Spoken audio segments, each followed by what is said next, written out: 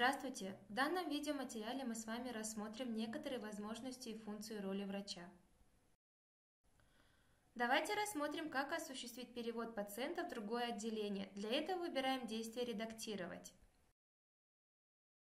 Далее, чтобы зайти в меню перевода пациента, в дополнительном выпадающем меню электронной медицинской карты выбираем «Перевод пациента в другое отделение».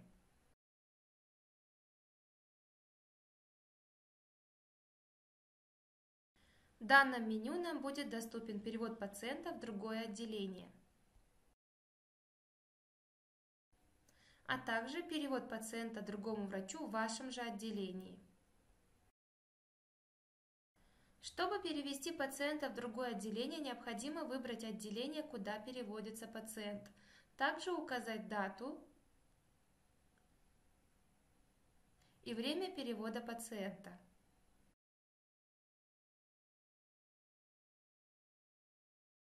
И в конце выбираем врача, к которому вы переводите пациента.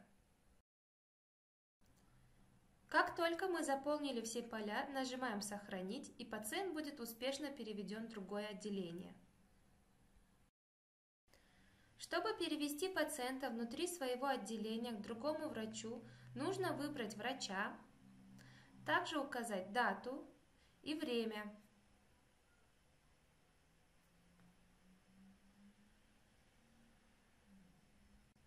Далее необходимо нажать «Сохранить».